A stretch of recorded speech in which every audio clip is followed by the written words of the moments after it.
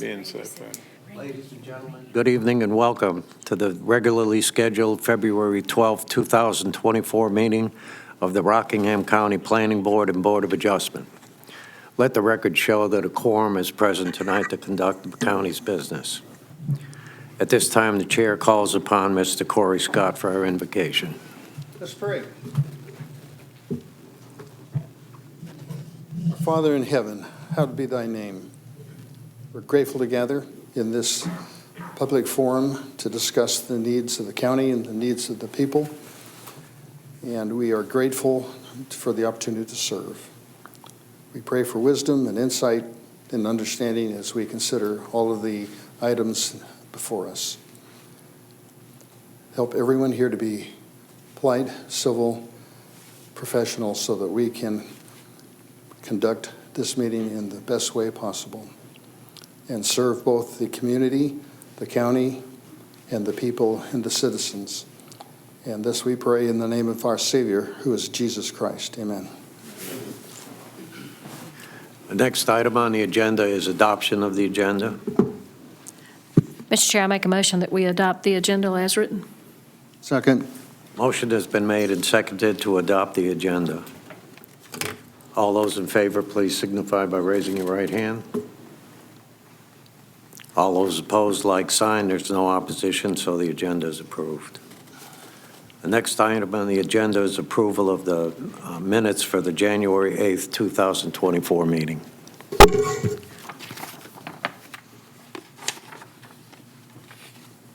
Mr. Chair, I make a motion that we accept the minutes as written.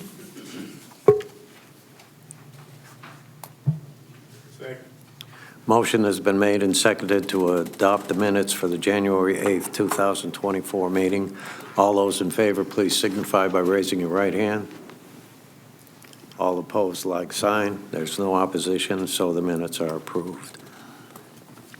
At this time, we're going to convene as the Board of Adjustment. This is a dual meeting. This is a small county with a board that serves two functions. One is the Planning Board, the other is the Board of Adjustment.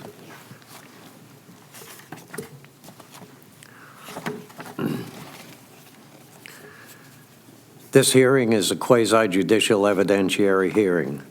That means it is like a court hearing. State law sets specific procedures and rules concerning how this board must make its decision. These rules are different from other types of land use decisions like rezoning cases. The board's discretion is limited. The board must base its decision upon competent, relative, and substantial evidence in the record. A quasi-judicial decision is not a popularity contest. It is a decision constrained by the standards in the ordinance and based on the facts presented. If you will be speaking as a witness, please focus on the facts and standards, not personal preference or opinion. Participation is limited. This meeting is open to the public. Everyone is welcome to watch. Parties with standing have rights to participate fully. Parties may present evidence, call witnesses, and make legal arguments. Parties are limited to the applicant, the local government, and individuals who will show they will suffer special damages. Other individuals may serve as witnesses when called by the board. General witness testimony is limited to facts, not opinions. For certain topics, this board needs to hear opinion testimony from expert witnesses. These topics include projections about impacts on property values and projections about impacts of increased traffic. Individuals providing expert opinion must be qualified as experts and provide the factual evidence upon which they base their expert opinion. Witnesses must swear or affirm their testimony. At this time, we will administer the oath for all individuals who intend to provide witness testimony. All people who are going to be serving as witnesses for this first case, please come forward to be sworn.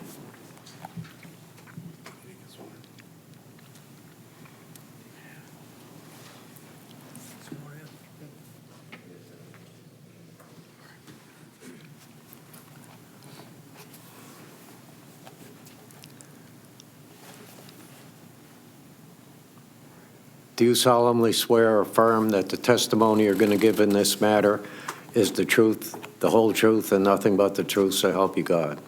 And I don't know as an attorney if I'm really being serving as a witness, but Are you going to give testimony? I'm probably going to deal with it. If you're going to give testimony, you have to be sworn in. All right, well, I do. Okay. Sir, may I ask your names? And all right, and how are you affiliated with this case? We're trying to determine whether or not you have standing. I'm the technician that installed it. Oh, okay. You're good. Thank you very much.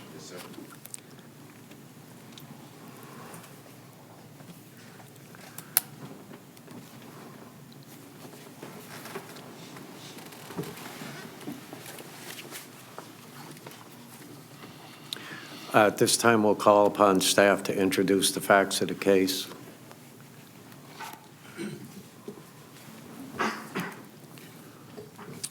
Good evening, everyone. Thank you, Chairman, for getting us ready. I just realized I had forgotten to load the presentation, so I'll do it now. Okay, everyone can see? Okay, all right. The case number is actually 2023-17. It's technically an appeal of a revocation of a zoning permit identified on the file here regarding the property located at 3998 U.S. Highway 220, Madison. The revocation stands as a decisive action of the Community Development Director for technical purposes. Just a quick overview of where this spot is located here on US Highway 220, just outside of Madison. I highlighted the parcel so that you could see sort of the context of the zoning. This is the parcel. The structure housing, I guess the subject of the appeal is 3998 there in the center.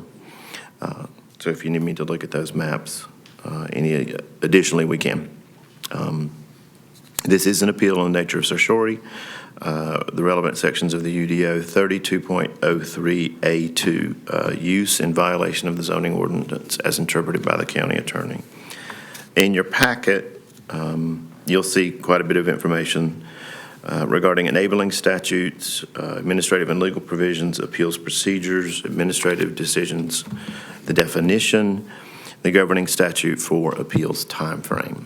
This is something that you've seen before. Whenever we've had an appeal, it lays out the groundwork for how these decisions work. In summary, we received an anonymous complaint about potential unpermitted electronic video gaming at the location.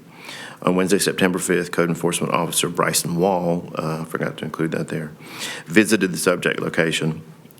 He reported to planning staff that he witnessed what he thought were gaming machines and instructed the site manager to contact planning to obtain a zoning permit. The same day, the applicant, Mr. Brandon Pettit, visited the permitting offices and submitted application materials for the zoning approval of the electronic gaming, as noted in the UDO. And if you recall, this was very shortly after last year's text amendment. This included presentation of materials that stated, you'll see this in your packet and your exhibits, that these were non-entertaining displays. And with the very limited knowledge of that the community director and I have of these sorts of gaming machines, given the change in the certain UDO, we issued the permit. On review, the county attorney determined that the permit was issued in error and a revocation was delivered to the applicant. I note the general statutes here. We issued a specific letter to that effect. On September 22nd, 2023, the applicant, on behalf of the property owner, submitted a request for appeal of the permit revocation. That initial permit, the application materials, the notice of revocation, legal opinion of the county attorney, and relevant statutes are included in this packet. At this time, I will cease and allow the appellant and his legal counsel to address the board, and as questions come up, we'll be happy to answer them. Thank you. Okay, before we do that, I suggest we admit all these documents as evidence exhibits.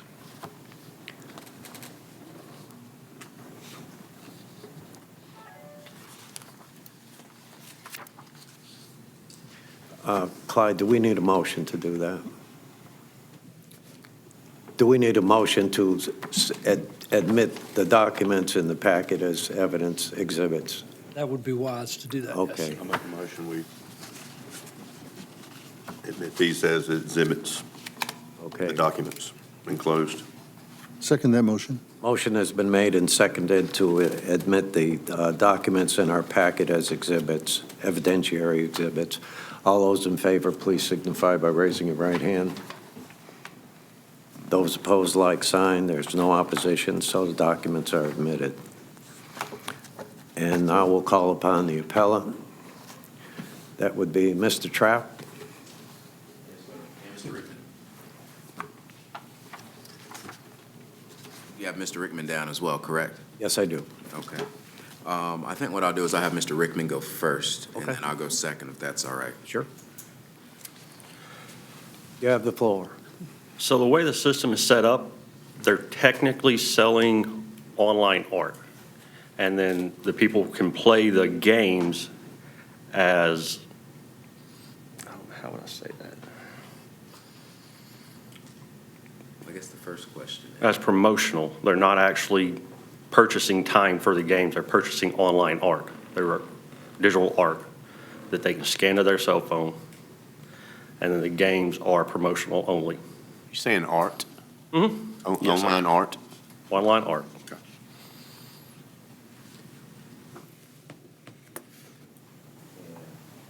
I'll go and I'll bring you back on for the technical side. I think the actual term for what these individuals are purchasing is called an NFT, non-fungible token.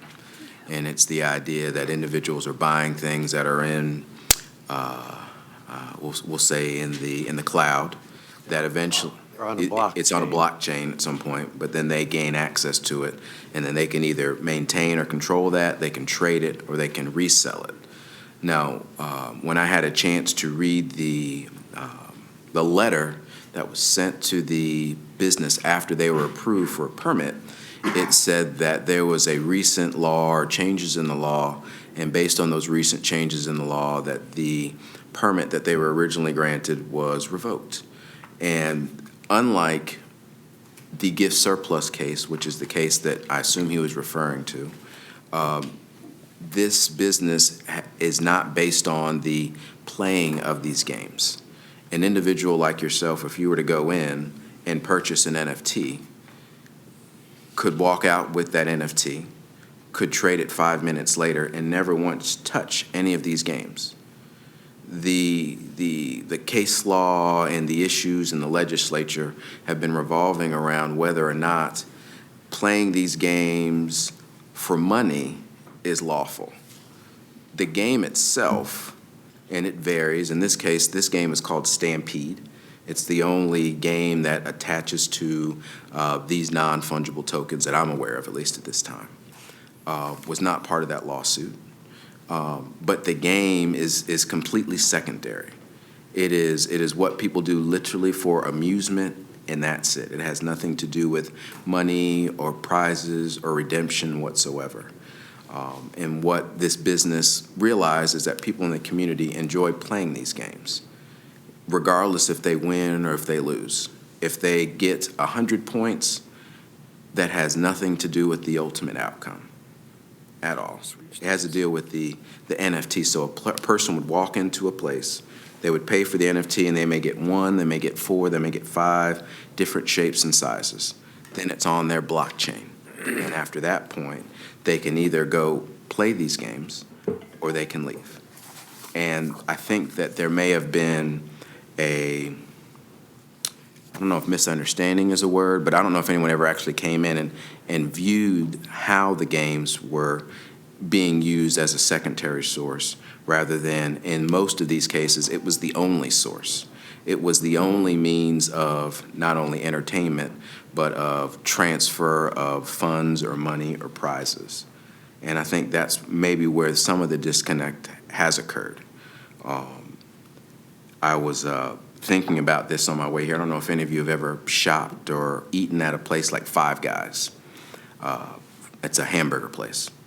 And Five Guys originated in Alexandria, Virginia. And I know the gentleman who started the business, and when they started it, they wanted to have this place where people bought hamburgers, fresh hamburgers that they would make right in front of you. And they said, well, why don't we, while we have people wait, eat peanuts while they wait for their hamburger? You never once pay for the peanuts, but that's just like this added enjoyment. Well, in 1998, in Virginia, there was an issue with peanuts being recalled. And those individuals were not allowed to give people peanuts while they waited, and there were a lot of complaints, and eventually they were allowed to come back. Now, even though they weren't paying for these peanuts, it was just one of these things people had grown to enjoy and appreciate. Similarly here, even though individuals don't pay to play these games, it's still something that they enjoy doing, that they want to kind of come and sometimes even have camaraderie when they're playing with each other and talking about what's going on in their day. I've had people say, well, why don't we have them do something different? Why don't they, instead of playing games, why don't they work out? Or why don't they do something else? That can all happen. The NFT is what is being bought, sold, and traded. It is not the game. And when I looked at the legal opinion and when I looked at the permit that was given, the permit allowed the business to operate games. And I think the big rub here is, how is the game being operated? And if a deeper inspection was done, I think that there would be room for approval, because nothing that this store is doing that I can see has violated any North Carolina law whatsoever. Now, I did bring some paperwork, if anyone doesn't know what an NFT is, to explain what it is. The North Carolina School of Government has written a short article to kind of explain how this is a new area of law, and that even the federal government is still trying to figure out how they're going to supervise it, almost like artificial intelligence, and how they're going to deal with that in the way that we handle our daily lives. But at this juncture, when I'm looking at least the revocation and the basis of revocation would be because that there is if there's something that's contrary to law, state law or federal law, that would in turn prevent this entity from providing a permit, which makes perfect sense. You couldn't provide a permit for a business to manufacture fentanyl, right? Some illegal drug. You couldn't provide a permit in order to promote prostitution or something else that is blatantly or per se illegal. I think this instance, the game itself, which you can find in a children's arcade, is not in itself illegal. I think the real issue is, how is that game being operated? And in this instance, the game is being operated as it's supposed to, as a non-entertaining display, or as something that is not dispensing money or dispensing prizes. It is simply for entertainment purposes, and that's it. And I think if that was clearly communicated, maybe there could have been a different understanding or outcome in reference to this permit.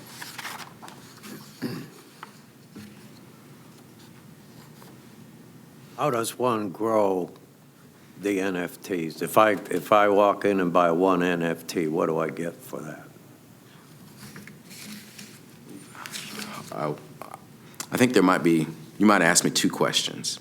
So when you go and you get the NFT and it goes onto your blockchain, then you can keep it, maintain it, you can trade it with another individual, or you can resell it at any given time. My other question is, what do I get for my NFT? Do I get art? Yes, sir. Yes, yes, sir. What if I don't like the picture? Well, you can get an additional NFT if you don't like the one that you have, or you can trade it. But that non-fungible token that you purchased is yours, and you can do with it as you please. Similar to if you were to buy any other product, whether you return it, you exchange it, you transfer it, or you hold it to keep for yourself. So if I buy an NFT and is it chosen for me at random, or do I choose it? It's chosen at random. And that, and It is chosen at random, so I can't look at it to see what value I might think it has? no, and you also have to realize, just like some works of art or anything else, you and I don't necessarily determine its value. Yes, but we know a Julie Talbert from a Picasso. I think we've been told what the That's a skill difference that is. I've gained over time. But if I just pick something at random, I by chance may get a Picasso, or I may by chance get a Julie Talbert, which is worth considerably less. I know a little bit about art history to say that when the Mona Lisa was first painted, it was not worth the many, many millions, or almost hundreds of millions that it is right now. And it took almost 200 years for it to gain that value. So yes, ma'am, there may be things that you get that aren't worth as much when you first get it, and there may be things that you get that are, and sometimes that's based on supply and demand. I got a question. Why does it require a brick and mortar building? Why can't you just do this with an app on your phone? Why does, I can't, somebody's making money on it. Is it, working on that. I mean, but the gentleman that's doing this, is he doing this just for a convenience of having a place to come and, that's kind of an interesting scenario there. You're paying a rent or lease just for people to come and get something that's free? Well, I think that there are certain entities that do this strictly online, but other individuals like to go to a place to. So they are spending money in there. They have to purchase the NFT, yes, sir. That Goes to whom? That goes to the company that sold it. If it's my understanding, if I understand correctly, the company bought the rights to a certain brand of NFTs.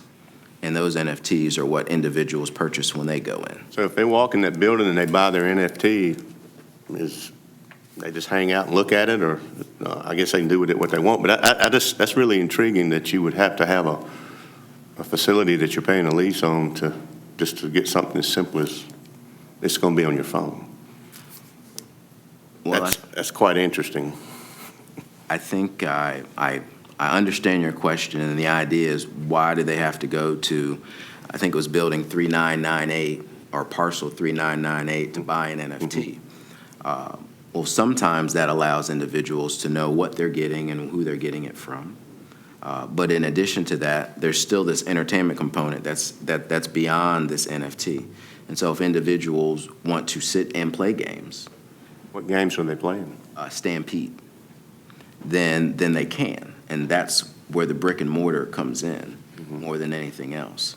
And then when they're done, or if they even don't choose to do so and they want to redeem or turn that NFT back in, then they can, or they can keep it.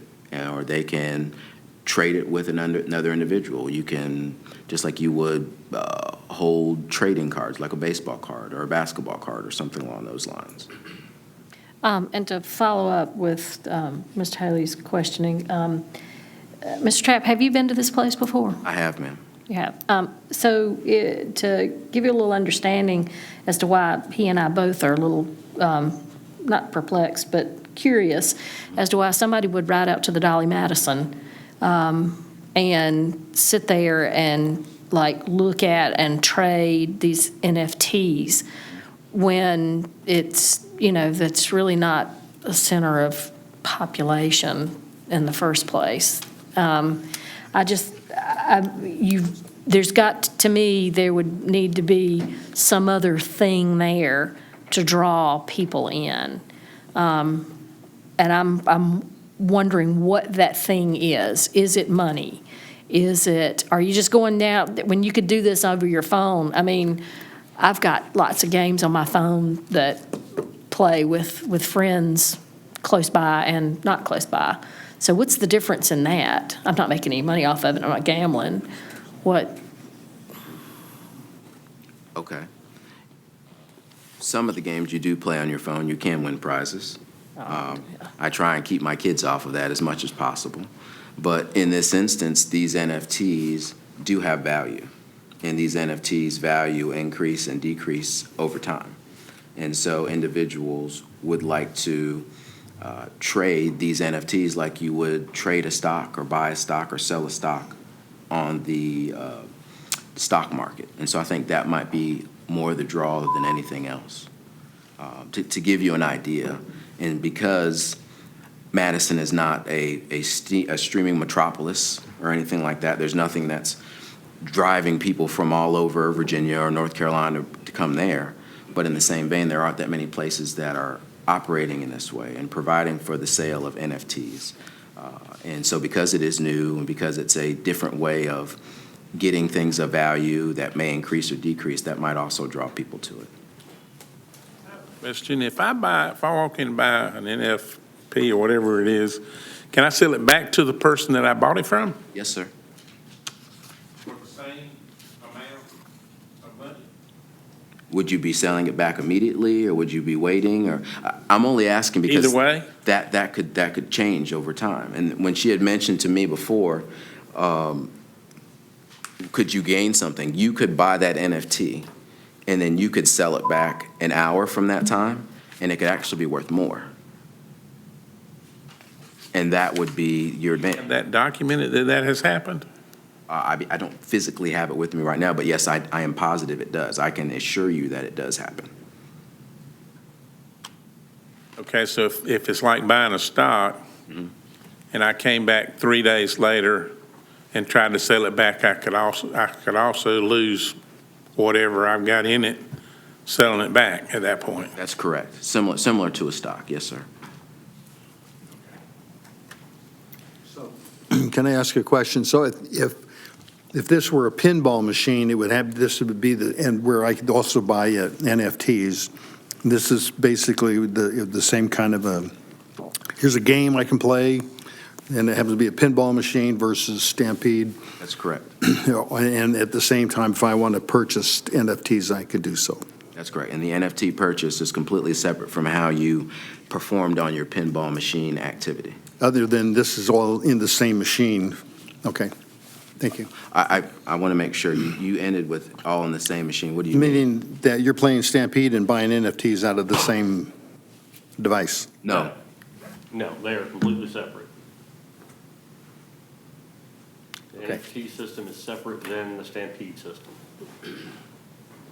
Two different boxes. Yes. So what are we talking about here then? Devices, excuse me. Yes.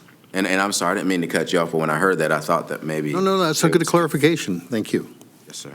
And that's why I'd mentioned when you get your NFT, you could walk out the store and never once touch Stampede or never once touch the pinball machine, and it would have no, they don't interact or interfere with each other. They're completely separate spheres. But it's the idea that if you do like playing pinball, after you buy your NFT, you can play pinball. Okay? Here's the problem as I see it. Yes, sir. Well, first, let me give you just a brief history. Back in June of 2023, the Unified Development Ordinance for this county, a certain portion was amended, a text amendment, to allow the use and operation of businesses licensed by the state, as defined and authorized by the state of North Carolina. The text amendment specifically says that any establishment deemed legal by the state of North Carolina requires such a license. Do you have one? Do we have a license from Do the you have state? approval? Has this game been approved by the state?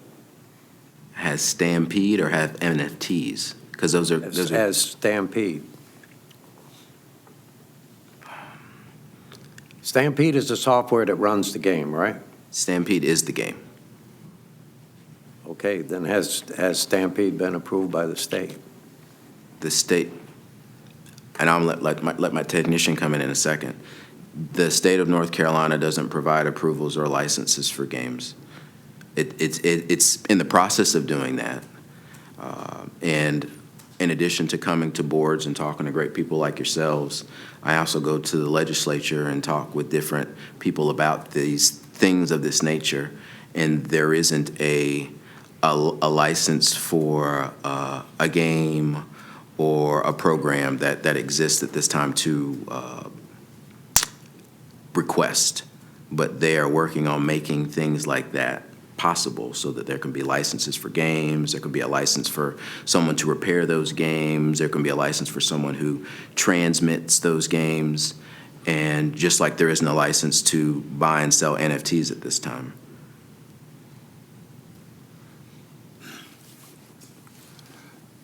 Questions for Mr. Trapp? So or- my understanding is then is that Stampede, you can buy Stampede to be on your phone or on, if you have an Atari system, since it's released by Atari, that you can do it on, if you can play it on an Atari system or Xbox or something like that, if it's available, correct?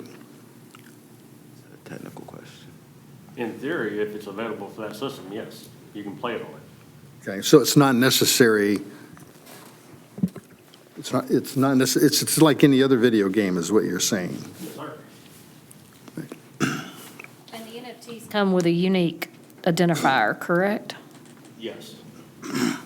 So I could download Stampede onto my phone or whatever and input my unique identifier for the NFT and trade it.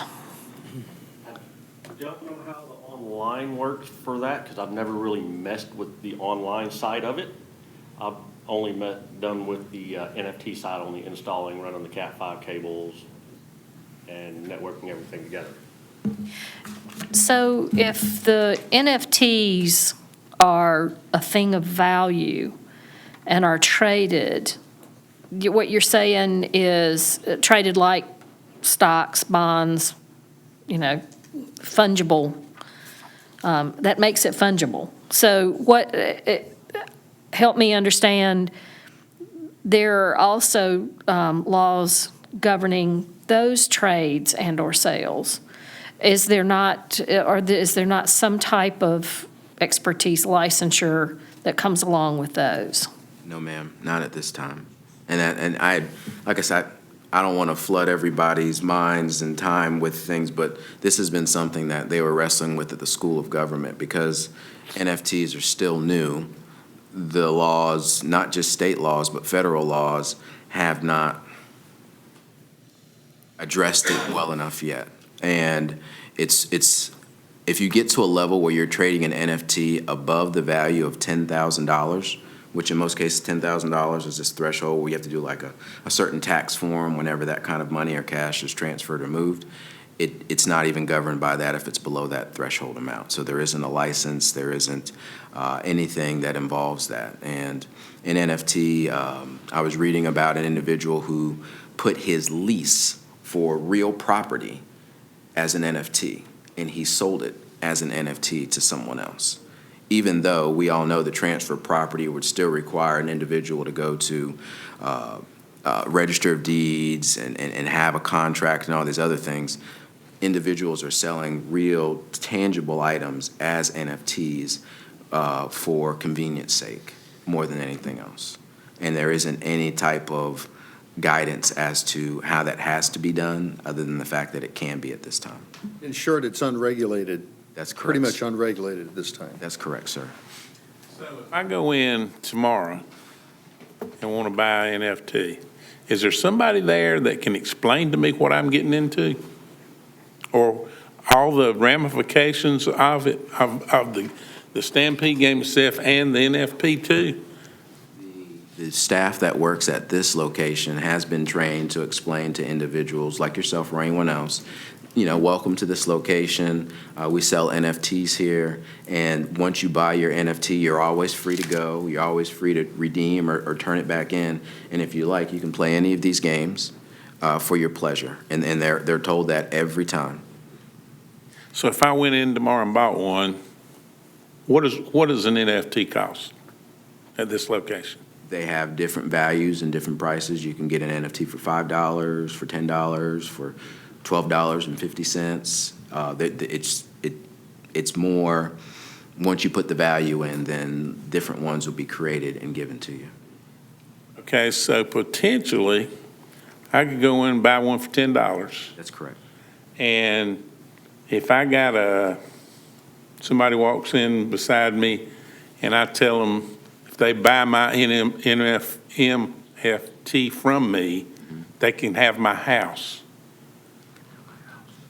You just said somebody's selling a lease or whatever. Oh, but they went through additional steps to transfer, put their lease and turn it into an NFT. So yes, people can move property and sell paintings, like real paintings, not just digital paintings, as NFTs. That's correct. So do you see any potential for fraudulence in this? In buying and selling NFTs? No, not in this instance, because these NFTs are coming from one specific company and that's it. They're not coming from outside people, from eBay or anything along those lines. These are all owned by the company that's selling them. Okay. I have a question. You said that you can buy and sell, which the value could go up or could go down. Yes, sir.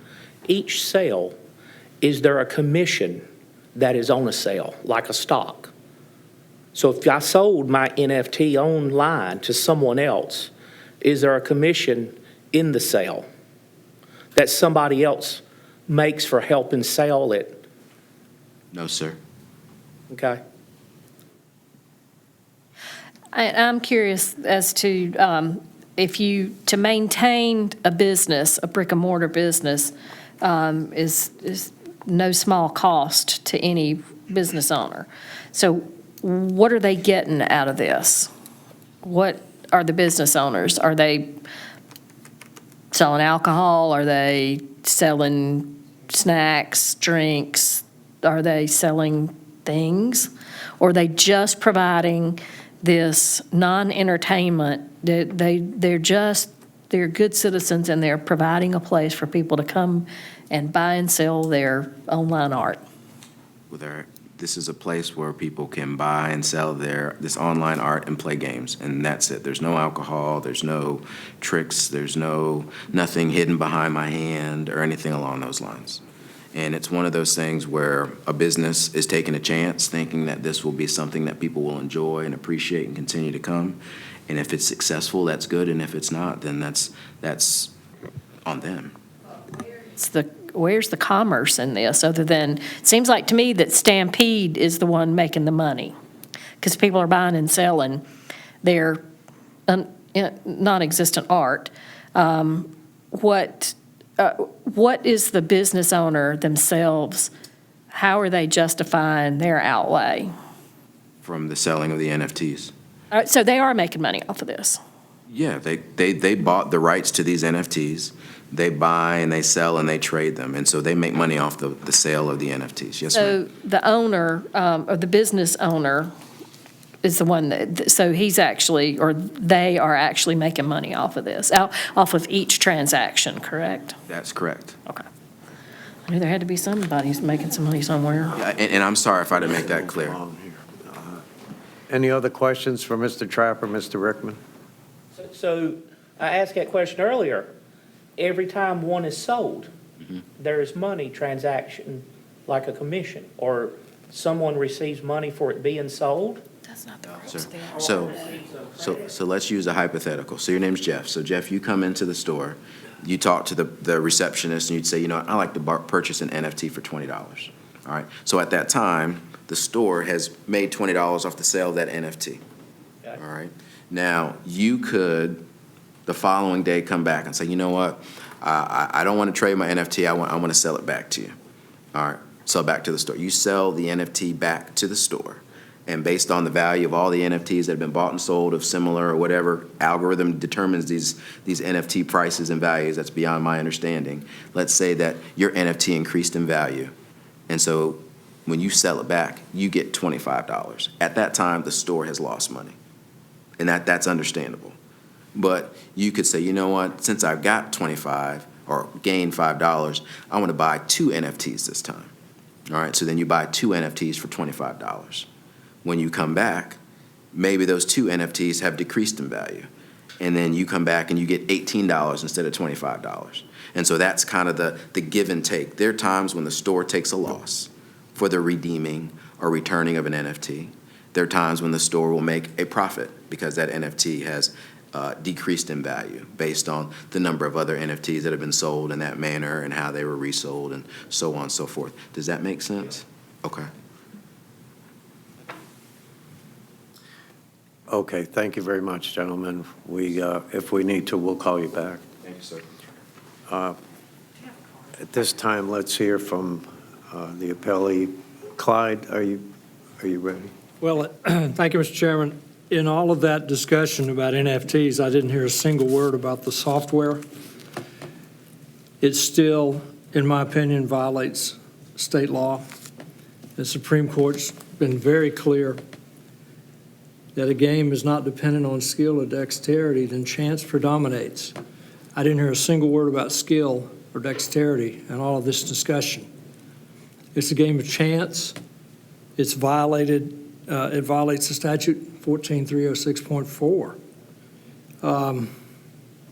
The customer's not getting a free entry if you have to pay to get into play. And the courts have been clear that games of chance, such as the Stampede software, are illegal. So I've not heard anything that convinces me that this software is not illegal, and I still stand by my opinion. I got a question, Mr. Chairman. Yes. Okay, so the county issued a permit by mistake, right? Permit was issued, when was the revisions made to the UDO? Was it after that? No, the revisions to the UDO happened several months before this. Okay. That's how the mistake happened because of an interpretation issue with that UDO change. My thing with this, and it's been going on, excuse me, with the gaming in this county for years and years, because I dealt with it years ago when I was here on the board, the commissioner board.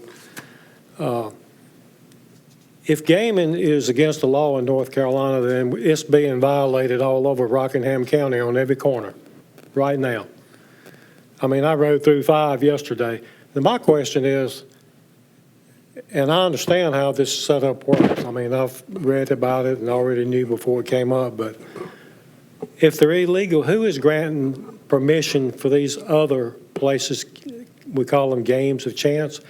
You know, people, adults, can choose how they want to spend their money. That's not our business. It's just my opinion.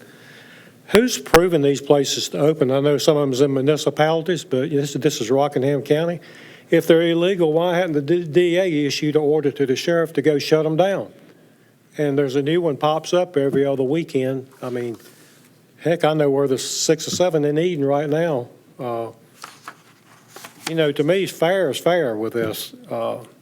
We can't pick and choose who to, you know. That's your question. The NC Lottery Commission is working on rules. Right.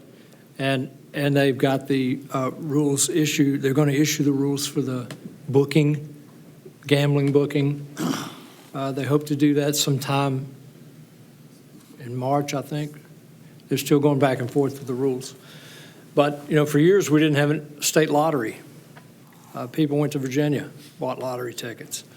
And the legislature, in their wisdom, has decided to come up with these rules and laws to control this type of activity. And the Supreme Court of North Carolina has dealt with it several times, especially this gaming software, where the chances of winning are very low, and the chances of losing are very high. And that's why they came down with their opinion that they did in 2022 that said video gambling is illegal.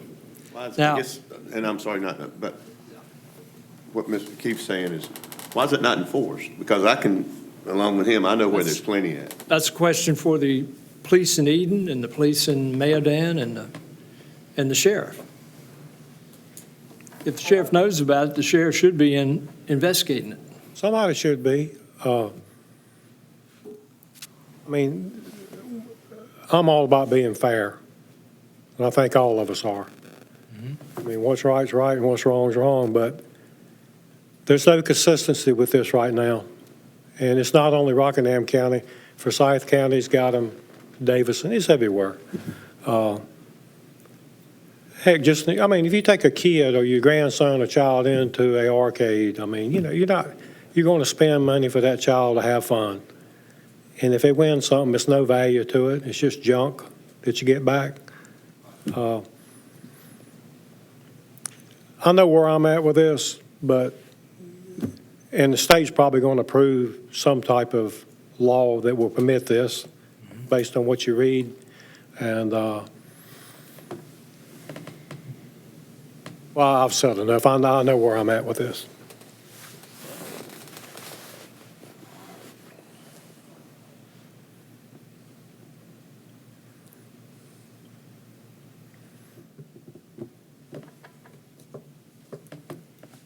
Are we, let me just make this small point. Oh, we've been talking around the money part of this for a little while now, but I think one of the things that we, as Clyde said, we're not determining, and we should be, whether this software, in our opinion, is it based on skill and dexterity, or is it just based on chance? You know, a chance that you get an NFT that might be increase in value. The thing that strikes me is you don't get to choose. That is the skill. You can look at something, and whether you're an art critic or not, you can at least use your opinion of what it might look like to you before you buy it. But if you're going in and just buying something for $25, it may or may not increase. And the stock market is actually a very good correlation.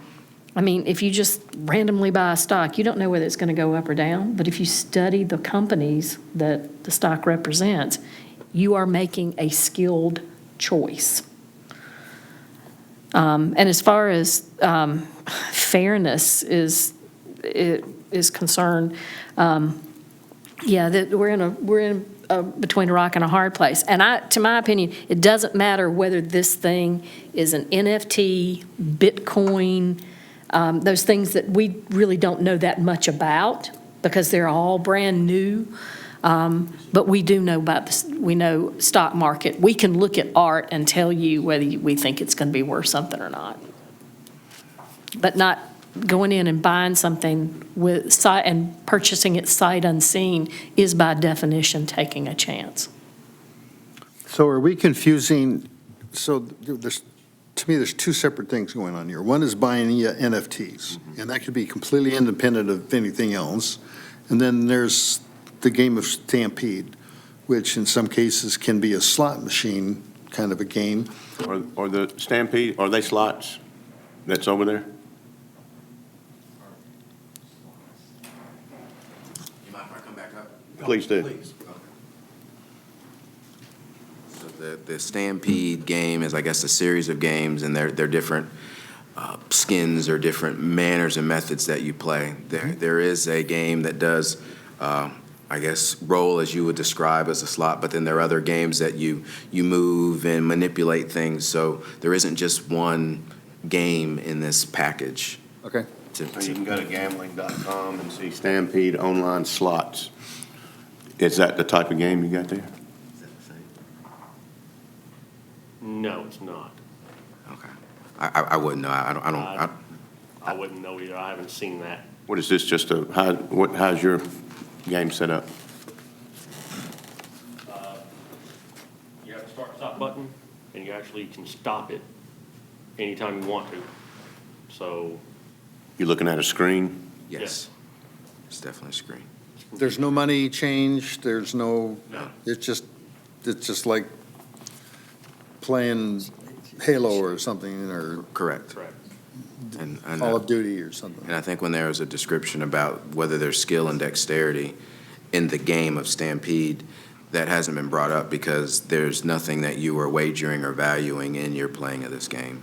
And so that's why skill and dexterity isn't as much of an issue. And that was the reason I mentioned about, maybe, or are we talking about two different things? Because here's they got the game, but you got NFTs, and you're blindly investing in something that you have no idea about. And your position is that sounds like a game of chance. Yeah, and it's connected to Stampede, so and what See, and I'm really, not sure, is it really connected to it? Because they're describing it as two separate entities, two separate things, and that's why I'm I'm. gonna ask another dumb question, I guess. Why would you want Stampede in there? If you just, if you're making money with it, the NFT, and why Stampede in there? For entertainment and enjoyment, I think the young lady had brought up the idea, well, is somebody just going to come and sit and buy online art in this building? And the idea was, why don't we give them something to do, something entertaining to do, in addition to this, what's going on here? And I think that's why it could be Tekken or Street Fighter or Gran Turismo, but that's just the company That's. and here's where I'm really confused. Why would you go to a place called Lucky Duck? And is there going to be Pac-Man there? I mean, and asteroids? Are those games, and you're not going to have to put a quarter in it to play it? I'm just, because that's entertaining, but. It is not, you would not have to put a quarter in or anything along those lines. There would be a person who's sitting up front. They would give you like a code or a number for you to put in. So that's kind of like your identifier, like your PIN, and that allows you to activate the game. But you got to buy the NFT first before you can get past the door. And I'm glad you asked that. So there is a manner or means in which you can get an NFT for free and play games for free. And the only way you do that is you would have to mail in or email the company in order to do so. And that's one of the rules that goes along with any type of sweepstakes entrance, because that's kind of that's really what's going on. So you have this sweepstakes entrance. What was it? McMahon? Is that his name? Ed McMahon? Yeah. Yes. And so once these people buy these NFTs, that allows them to play these games for free. Now, if you were to email or mail the company and say, I'd like to get a free NFT, you could do that as well. And you can take it to the Lucky Duck and play Stampede. That's correct. Can the Stampede game affect the value of the NFT in any way? No, sir. Okay. So if I understand you right, if I go over there tomorrow, I can just walk in and start playing, and that's all? No questions asked? I guess you'd have to ask if you could play. They have to turn. You have to get you there's a pin that you would have to get. Oh, I have to get permission to do it, in other words. You would have to get a code, if that makes any sense, to turn it on. You would be given an activation code. Why? Why would you, if you're saying this is just totally for entertainment, why would you have to get a PIN or permission in essence? We would keep track of how long individuals are playing and so on and so forth, but So I'm limited how long I can play if I don't buy an NFT? no, but I think they would want to keep track of how long you played. Why? Like any other business would like to keep track of how long people are shopping online if you're shopping on Amazon or anything else. But I thought the point was to get people there just to be entertained for free. Well, they are, but they still would like to know how long are people being entertained for free. In order for you to keep a log or what's a good word? It's like Google, they follow everything you do. All right, we need to move along here, Yes, sir. folks. Thanks, guys, I appreciate it. Thank you, sir. Question for the attorney. Yes, go ahead. Not trying to open up a can of worms, but does a church and nonprofit have to have a permit to get a reverse rifle drawing? Don't go there. I don't understand your question. What, a nonprofit? A nonprofit or a church have to have any type of permitting to have a reverse rifle drawing, because it's not anything different from that than what we're talking about tonight, in my opinion. It's chance to buy a ticket. I don't think they do. No, They don't. I don't think they do, Club does a reverse raffle. but they're not They call it using, Dream Vacation. they're They not, sell u- tickets. I understand, but they're not using the software that's been declared by the court to be illegal in order to raise money. Just wondered. That's the answer. I mean, that's what the Supreme Court has said. Actually, so I'm good, I'm good. there is a fair market value, but it's, yeah. There, Well, here's the situation as I see it. The text amendment to the Rockingham County Unified Development Ordinance, and this is what we voted on back in June, and bear in mind, the purpose of the June text amendment was to accommodate remote locations for sports wagering that was passed in House Bill 347, which the governor also signed in June. So to accommodate those operations as a matter of right in highway commercial districts, we came up with language to allow the use and operation of businesses, and listen very carefully to these words, use and operation of businesses licensed by the state as defined and authorized by the state of North Carolina through license issued by a state agency or other agency or commission designated by the state. Said use shall be by right in areas zoned as highway commercial. Now, this text amendment makes it necessary to look at the definition of what's been approved. And in our own UDO, electronic gaming operations, any establishment deemed legal by the state of North Carolina featuring one or more standalone electronic machines, including but not limited to computers, gaming terminals, tables, and the like, with or without gaming software, to conduct or facilitate games of chance, skill-based or otherwise, where cash or other monetary payments, goods or certificates for services which are redeemable for cash or other monetary payments on or off the premises, and including online redemption, whether or not the value of such distribution is determined by electronic games played or by predetermined codes. I think, personally, I'm going to vote on the, and if I'm in error, on the side of caution and say that that's exactly what we've got here. And it's since it's not approved by the state, there's no state license as required by the UDO, then I don't see how we can permit the operation to continue. Any other discussion? well, until the legislature is more definitive about it, I think it's clearly shown here that we're in between something. You know, we're in between either being more, the state being more definitive and this sort of, you know, Wild West, unregulated. It's the state acts that's putting the municipalities and the counties between a rock and a hard place. Exactly. To try to, So we have to do something hard here, which is figure out where we're going to come down. Is this, are we going to allow this to be on the unregulated side or the more cautious, more conservative side?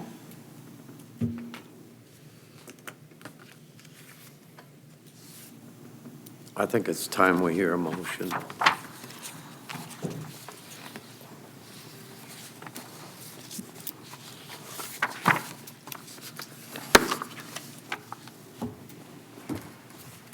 Mr. Chair, I make a motion based on the evidence submitted and the testimony received to deny this appeal. This motion is to be recorded in the hearing minutes and the board order. I'll second that motion. A motion has been made and seconded to deny the appeal. All those in favor, please signify by raising your right hand. I can't see around the corner. Yep, okay. Looks like the decision is unanimous and the appeal is denied. No, I think it's 5-2. Oh, he voted, No, the vote is no. oh, okay, You didn't do that A yet. verbal count, please, so we know who voted what. okay. Jeff?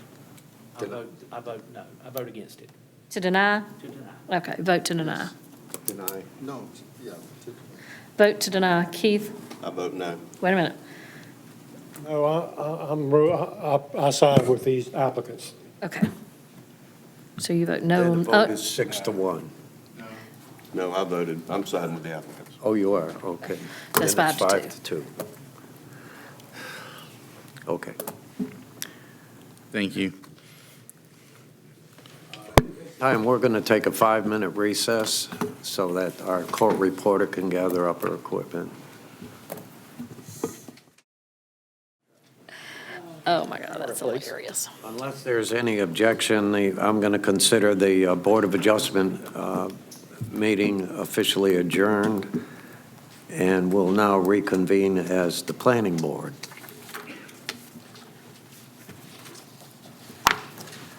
And I have to go to the document.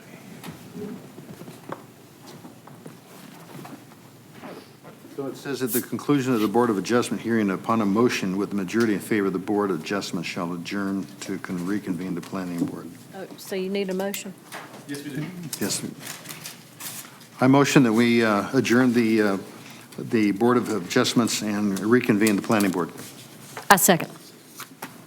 All those in favor, please signify by raising your right hand. Okay, cite the votes unanimous. See, I did read it.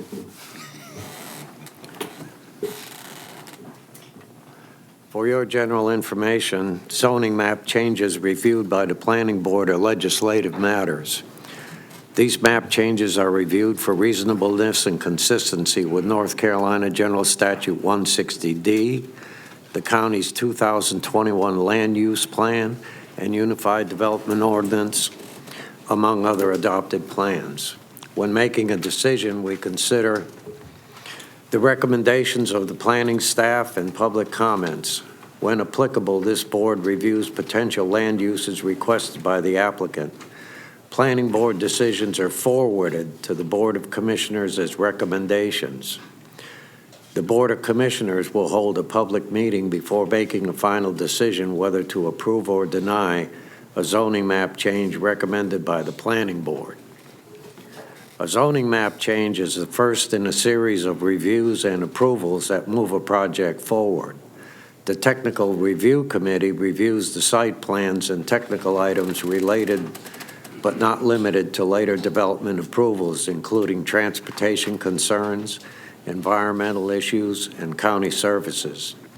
The TRC is comprised of professional staff and other agency members, such as the North Carolina Department of Transportation, county schools, emergency services, and the North Carolina Department of Environmental Quality.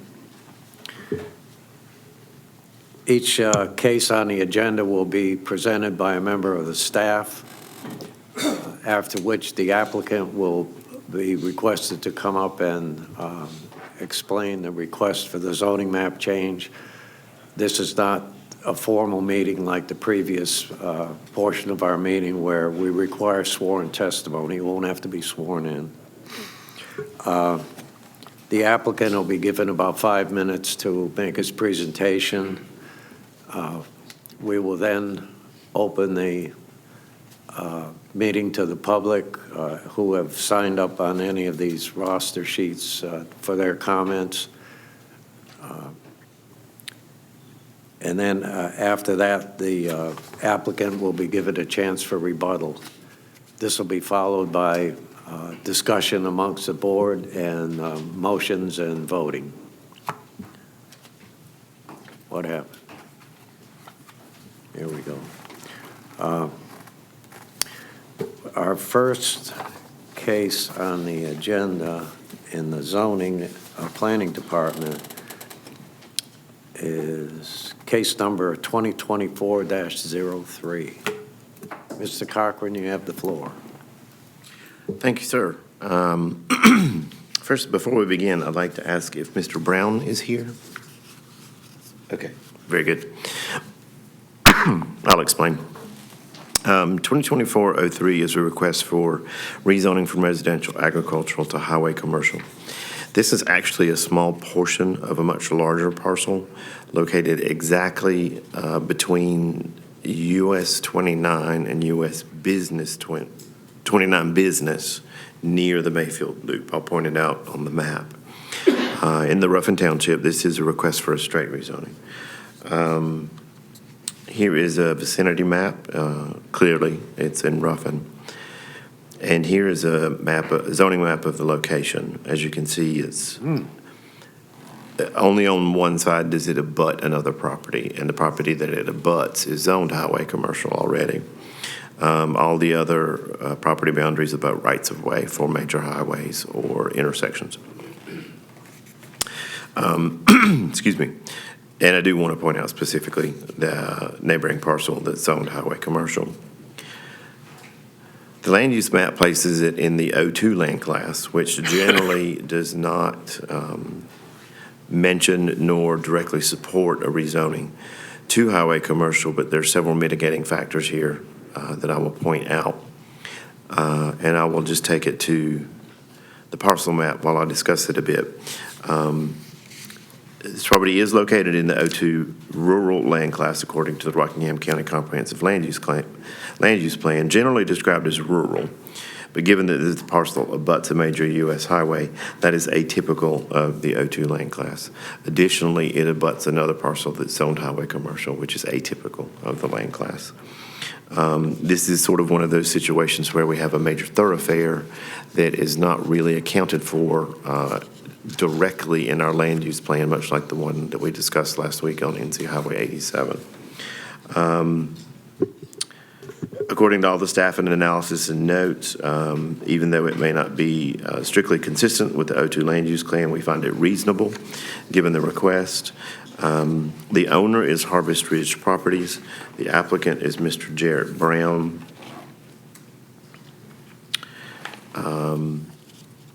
Given the reasons that we cited in the consistency area, we find this request, though not strictly consistent, I'll repeat, we find it to be reasonable and recommend approval of this rezoning request. With that, I'll answer any questions. Boy, that's a strange. It's an odd little piece. If you're looking at the land use map, if you would turn to your land use map, it shows the small triangle. The tax office has north of Service Road is a much larger parcel that is also owned by Harvest Ridge. And then there's another parcel here that is owned by Harvest Ridge. So this is a tiny section of what the tax department has classified according to one tax pin. That's simply for tax billing purposes. According to our zoning ordinance and according to our UDO rules, any parcel that is bounded by a road is an independent parcel. It is not necessarily a part of the other parcels. Does that make sense? We see it as a standalone parcel, although the tax office has the same pin attached to it as other areas of land, simply for billing purposes. How do you access it? It would be accessed from US Highway 29 Business. So it's a two-lane road right up until where you see that upper dirt road. There's a two-lane road to that point, and that's where it ends. Okay. And then is And it's on ramp. the adjoining property the same as the same owner? The adjoining property that's zoned commercial is not the same owner, but there are nearby parcels, even across US 29, that the tax office has in the same ownership, Harvest Ridge Properties. Mr. Jarrett may be able to explain the details of that a little bit better than I can, as far as how they view it. I will note on the zoning map, you do have some residential in the area. You've got highway commercial next door, but we have a major US highway in addition to the adjacent zoning. Is there one? For those maps. Yeah. DOT would have to approve a driveway. Right. So here's the zoning map, Driveway permit. which just shows, you do have a lot of residential in the area, but this parcel is completely separated by rights-of-way and abuts a highway commercial zone property that's owned by someone else. Parcels in this area, other portions of this parcel are in this area. I did not include a larger map that would show the entire ownership of it, simply because from a zoning standpoint, this is considered an independent parcel. And I'll zoom in on the parcel map. There's a structure located on the highway commercial zoned portion next to it. I do not believe it's being occupied or used at this time for anything that we're aware of. I did check that with the tax office.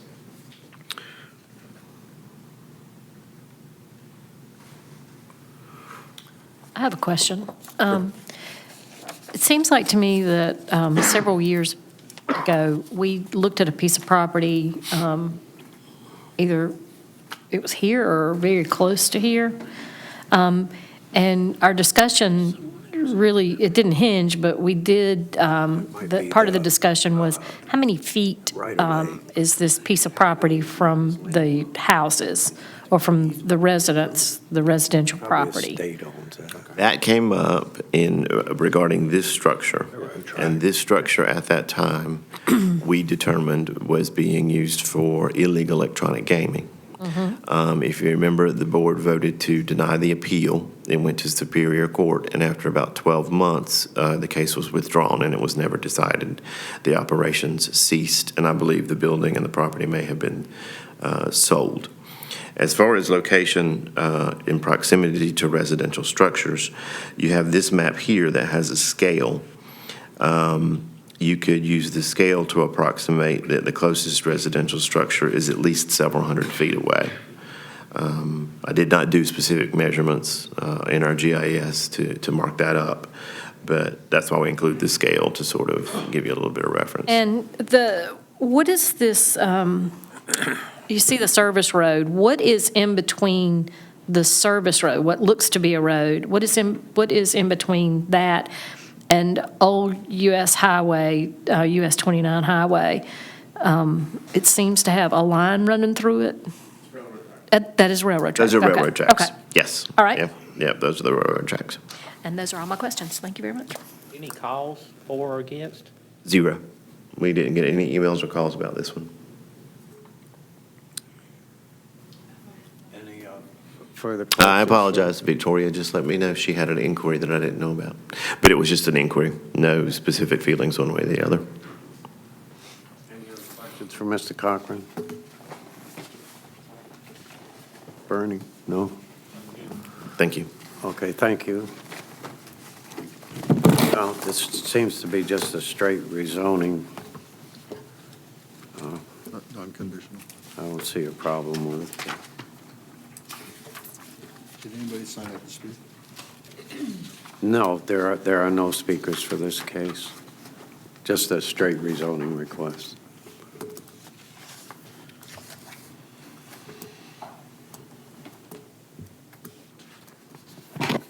Looking for a motion? Chair, I make a motion to approve this request to rezone the specific parcel to the requested zoning district based upon the consistency and reasonableness determination statements that are included in the board agenda packet submitted during the rezoning presentation and as may be amended, incorporated into the motion to be included in the minutes. A motion has been made and seconded to approve the rezoning request All those in favor, please signify by raising your right hand. All those opposed, like sign. There's no opposition, so by unanimous vote, the request is approved. As a recommendation to the county commissioners, which will be heard on, The current scheduled date is April 15th. No, sorry, I'm sorry, March 18th. March 18th. March 18th. Our next case on the agenda is case number 2024-04, a rezoning request from residential agricultural to light industrial. Mr. Cochran, you have the floor again. Popular. Let's see here.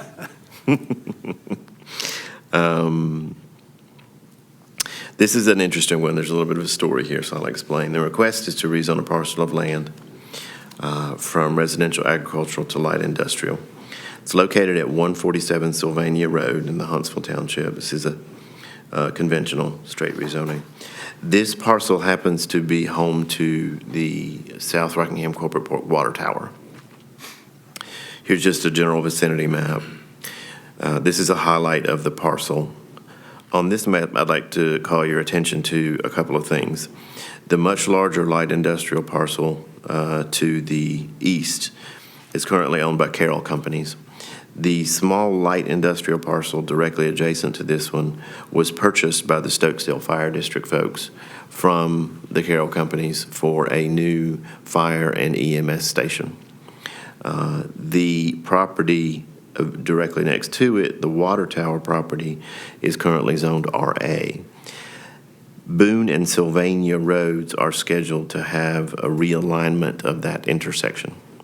Once that realignment occurs and the building plans for the station are put in place, which they're not included in the packet, but they just sent it for information for us. The only way to make it work and match the setbacks needed is to rezone this parcel from RA to LI, because if it remains RA, it requires a 50-foot setback on the north side of the industrial zone property. And doing that would put the entrances and exits for the emergency vehicles in a particularly precarious spot, entering and exiting near the realigned Boone and Sylvania Road intersection. So the Stokesdale Fire Department requested this rezoning. This land is owned by the county. The county is okay with this. The Lance Metzler has signed, and others have reviewed it and said they're okay with it. It is located in the G3 land class. This map, I forgot to turn off one layer, so don't let that blue section fool you. It's all G3. Actually, this portion specifically is included in what we call the mile, the U.S. Highway 220 corridor. And here's a parcel map that just shows the top of the water tower. So I kind of joke and say this is a reverse zoning, because it's a zoning of another property to make the other property work, but everyone's agreed to it and feels like it's appropriate. It would have no significant impact on the uses that would be allowed or not allowed on the water tower parcel, given that that is the primary use, and any other uses will be quite limited. Economic Development has looked at this, Utilities has looked at this, County Management, at least one commissioner, and everybody feels like this is perfectly fine, so that it will make it much more easy for the Stokesdale Fire Department to build the station the way it needs to be built. So being in the G3 land class, it makes the land use recommendation pretty simple, because that land class is targeted for mixed uses. Light industrial specifically indicated as appropriate zoning in the G3 land class. Staff finds this consistent and reasonable given the permitted uses and planned activities for adjacent tracts. It's a little bit of a story, so if anybody has any questions, I'll be happy to answer the questions. Any questions for Mr. Cochran? Seems pretty straightforward what they're trying to do here. Thank you, sir.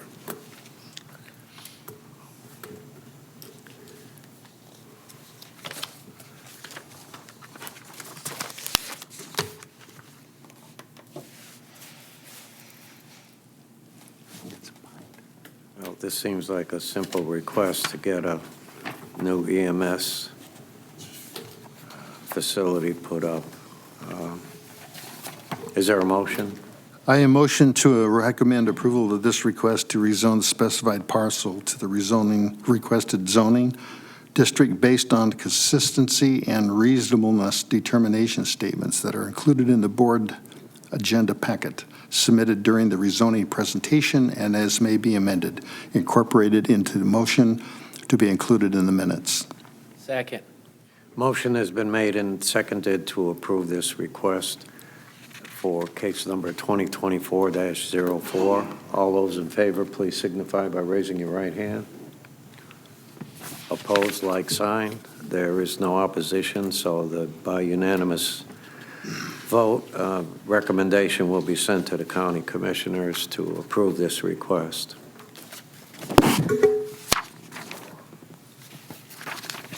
The next case on our agenda is request number 2024-05, rezoning from residential protected to residential agricultural.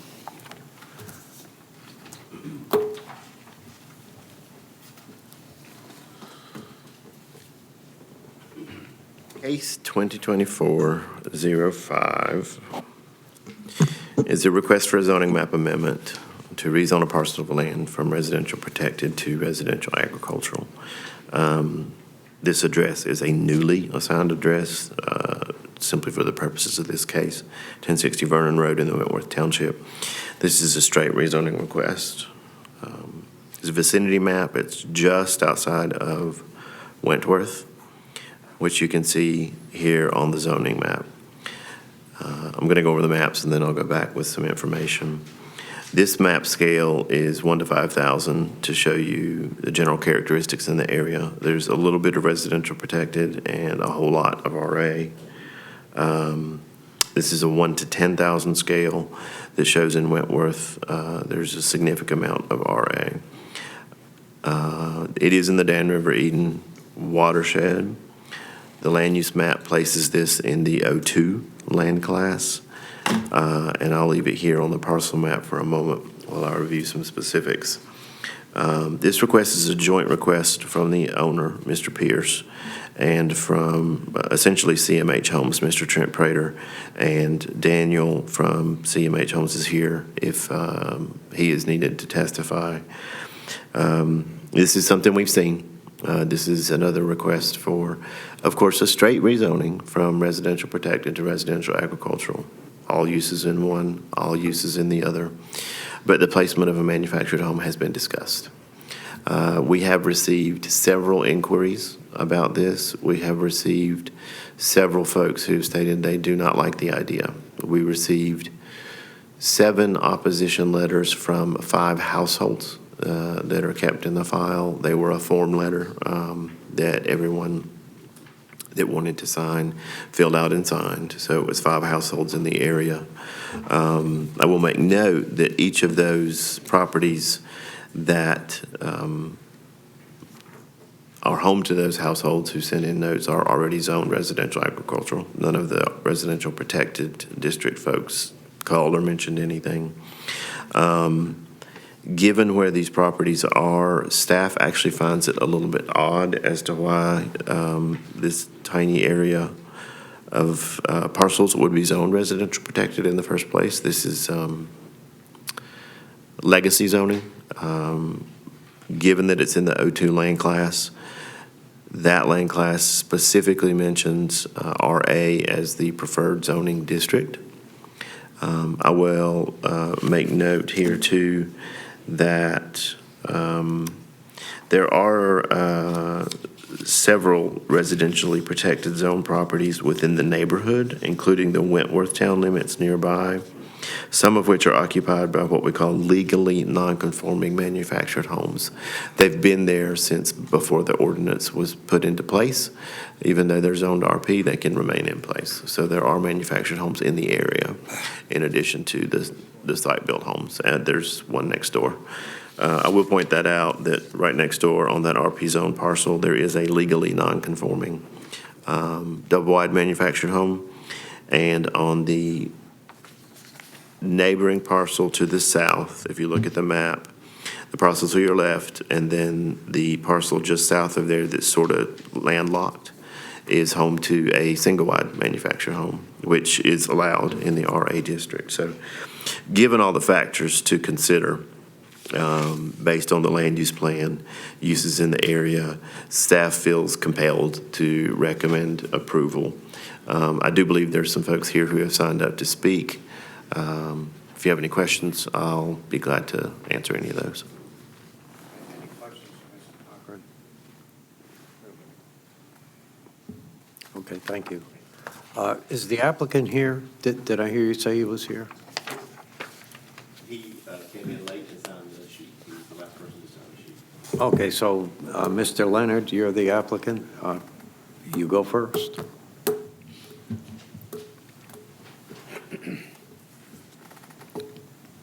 For the record, please state your name and address. Daniel Leonard, 1131 Freeway Drive, Reedsville, North Carolina. Okay, and what is it that you'd like the planning board to know about your application? Lynn summed it up very well for you. It's straightforward, residential, agricultural all around it. Putting a $250,000 home on the property. It's not a used single-wide. It's not a repoed single-wide. It's brand new 2024. Energy Smart Zero. It's got all of the amenities in it. So that's really the only thing, is making sure that these people get in this home. We've already got a customer who's purchasing this land. It's for Curtis Blackwell and his wife and their family. So not a cheap or used home. It is brand new, and the zoning around it really reflects that it should be good. Okay, any questions for Mr. Leonard? Okay, thank you. Thank you. You will have an opportunity for rebuttal after we've heard the other speakers. Thanks, sir. Mr. J.R. McGinnis, for the record, please state your name and address. I'm James Robert McInnes. I live at 1010 Vernon Road, and part of my property abuts the southern border of this lot. And I'd like to ask the board to deny the rezoning. I've come to, over the years, to appreciate the wisdom of the ordinance. I came before the board in 1989 asking for a variance on a commercial property that I was developing, and I didn't get it, and it turned out very well. And yes, it was more expensive, but I think I learned from that experience and others that there's a lot of wisdom in this zoning, and residential protected is meant to protect the surrounding homeowners and their values. So, thank you. Oh, don't run away yet. We might have questions. We got you now. Okay.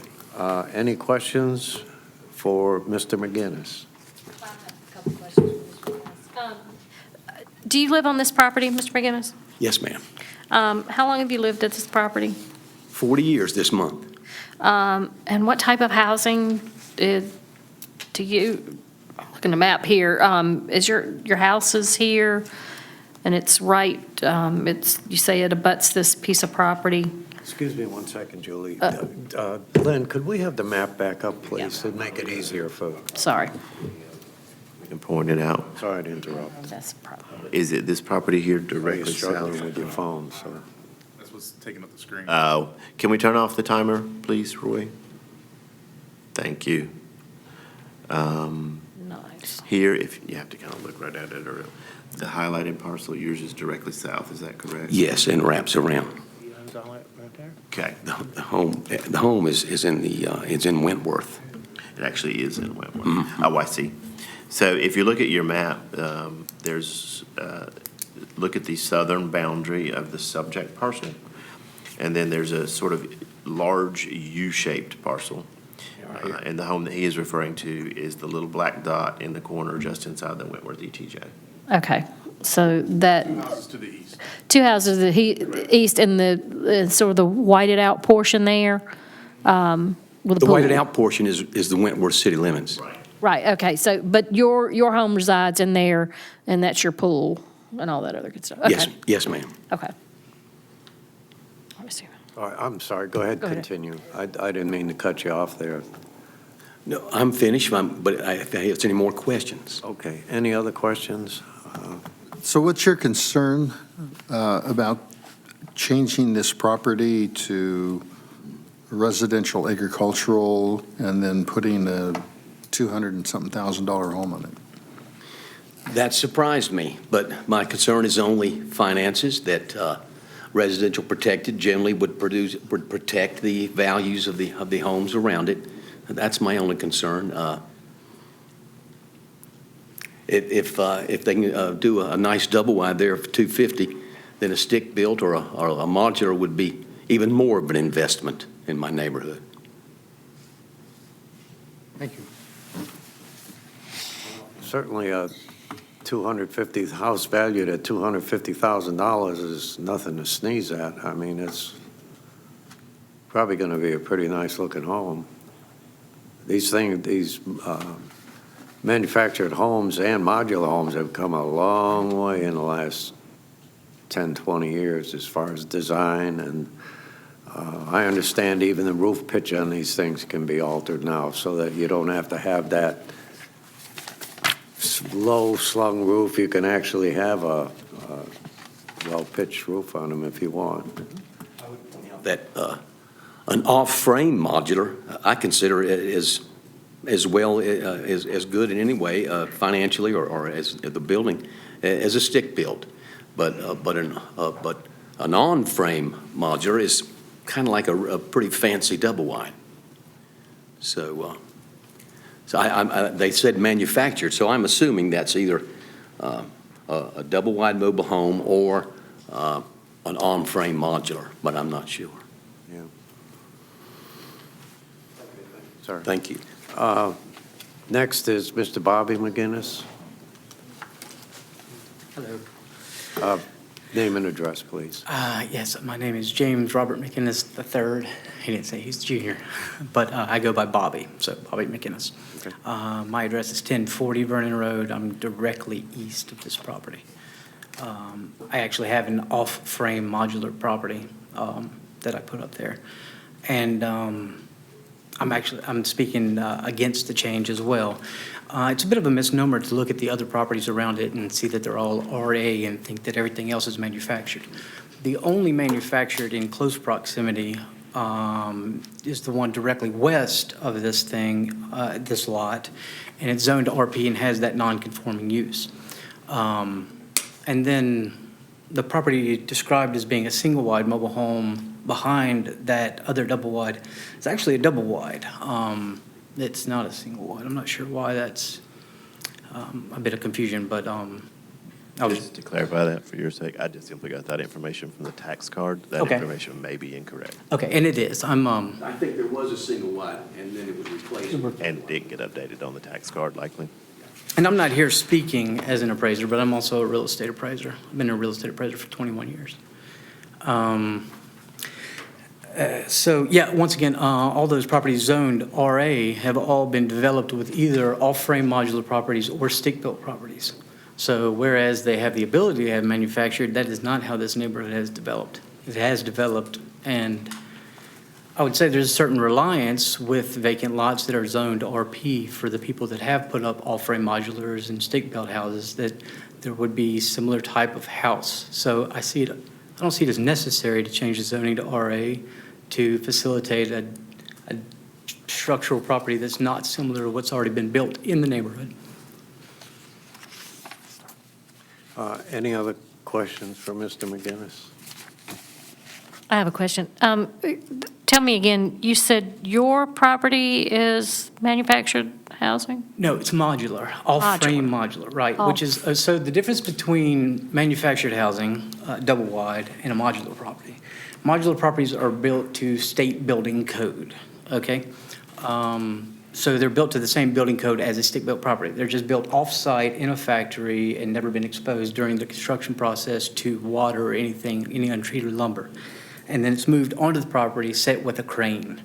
Manufactured housing, on the other hand, double wides, are built to HUD standards, which is a different building code, and it's a lesser building code. and they're pulled onto the site, set onto a foundation. So they're not similar to what's already been, except for the non-conforming use that is beside it, to the west. It's also a double wide, but it's a different set of building codes, essentially. Thank you. Yes, ma'am. So how long, excuse me, how long has the double wide beside it you're talking about been there?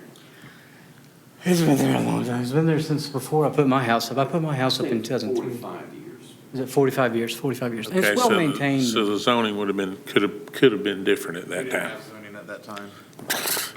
So it was different. I was born 45 years ago, so that was 10 years prior to zoning coming Okay. to the county. These zoning districts were laid out after that mobile home was put there, yeah. House where you want to. All right, thank you. Jeff French. Thank you, sir. My name is Jeff, or Jeffrey French, and I live at 1101 Vernon Road. So my property is directly, part of my property is directly across the street from this proposed zoning change. I'm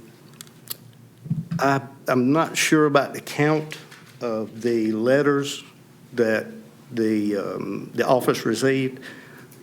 Unless I'm mistaken, I actually hand-delivered 9, not 7, to the office Friday morning. So, I mean, that's, I apologize, that counted 7. okay, I don't I know. can double check. Okay. I don't know that that's a huge deal, and I'm not. Still, yeah. Okay. And basically, those were the folks that couldn't be here. My wife and I own the property that we're on, and we've been there for 22 years. Directly to the west of my property, on the north side of the road, is our family farm that my brother, my mother, and I all own together. So there's not just my property and it's solely that I feel like could be affected. It's also our family farm. And many of my family members couldn't be here tonight for age and travel and that kind of thing. These guys said a lot about, already voiced some concerns that I've had, so I'm not going to really rehash that. Thank you.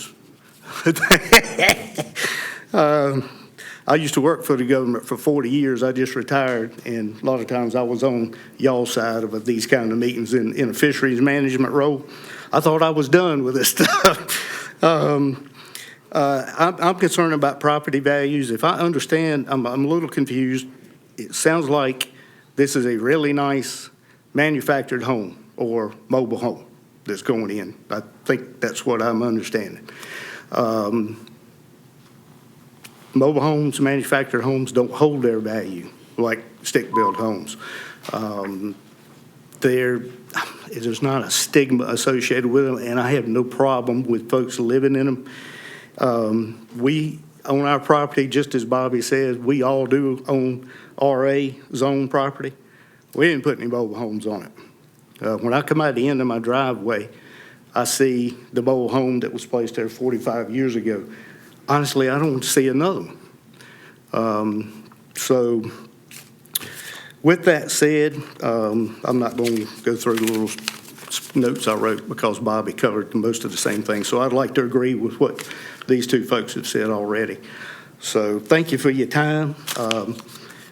I have nothing against the folks that are trying to develop the property. I have nothing against folks that live in mobile homes. So I just appreciate the opportunity to speak. You said you lived in the property directly across the road Yes, sir. from Yes, this property? Yes. Okay. yep.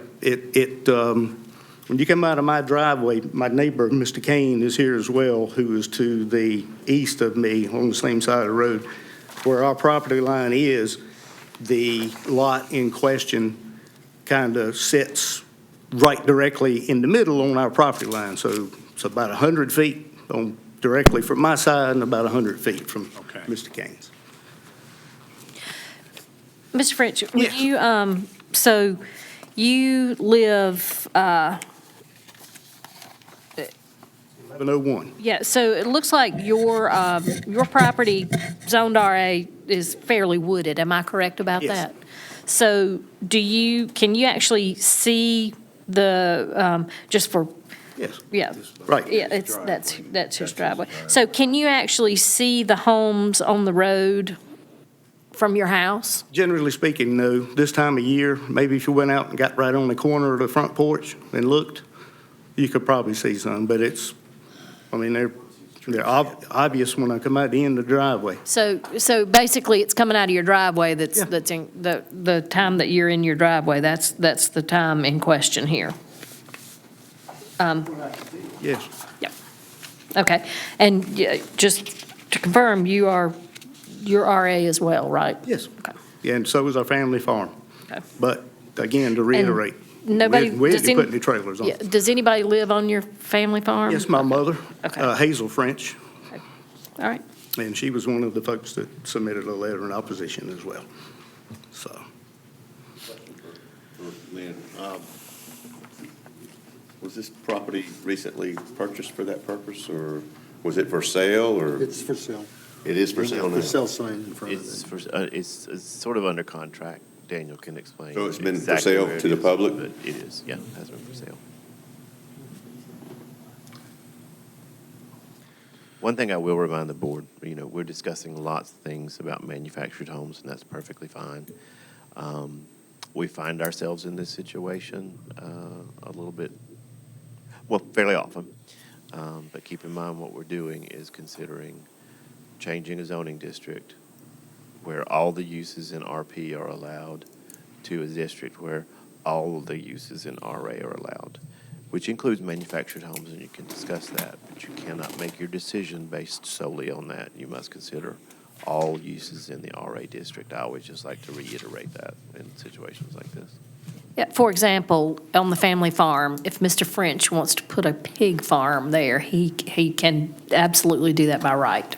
By right, with no permits, no anything. Exactly. not sure what that has to do with a manufactured home, but okay. It's just, they're varied uses. They're all kinds I of uses. understand Yeah. that. Yeah, no, I understand that. And I'm not trying to prevent anybody from utilizing their property, because being a property owner myself, I believe a lot in property owner rights, but you also have to take into consideration the neighborhood. And that's the way the neighborhood's developed. Can you see Mr. McGinnis's, the third's house across the street? Because that property right there drops off real. Yeah, he has some trees and stuff around it. Oh, Bobby? Yeah. I'm sorry. Yeah, Bobby's is down at the bottom of the hill. Yeah. So from my house, no, I can't see it. When I drive by it, I can see it. So. Because it drops off, right at the front of the road, it drops straight down off. It's pretty steep, isn't it? Yeah. Okay. Yeah. Thank you. There's a lot of property out there, there's not a lot of it flat. Okay, thank you. Thank you.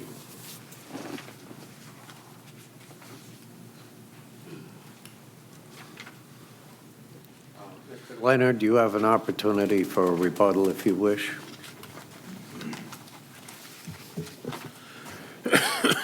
State my name again? No. Okay. We know who you are. Yeah. So the main thing that I want to reiterate with this is the main discourse that they're bringing to this is their property values. And as a real estate appraiser, we've had a couple of hours actually go to Mr. McGinnis behind me. And whenever you talk about value of a house, the appraisers don't normally take into consideration what's surrounding it. It's 6 months prior to a year prior what has sold. The same type of house, which is for, like he explained, off-frame modulars can get appraised with stick-built houses. Normally, whenever you're selling or buying stick-built houses or off-frame modulars, you don't use manufactured homes within those values. And as a manufactured home appraisal, we can't go up to an off-frame modular or a stick-built house for an appraisal value. We expect this value to come in somewhere around $125 a square foot, which on top of our square footage on this is 2,280 times 125. That's $285,000 appraised value that we expect to get on this house. So whenever they talk about value going down, I don't see any reason for that to be something that you would be against this for. Price just went up, didn't it? Mr. Leonard, can you clarify, is this the home that you're thinking of, even though we must consider all these things? Is it a single or double-wide type? Double-wide manufactured home built to HUD code. Yep. Okay. Yep.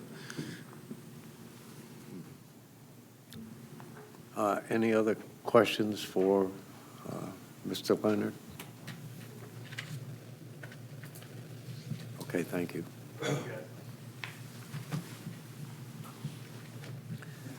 Discussion, please. Well, we've been here before, and sometimes we don't seem to, I don't remember too much consistency. Sometimes we have approved these rezonings, and sometimes we haven't. And it seems to be based on the neighborhood and what type of things are around it.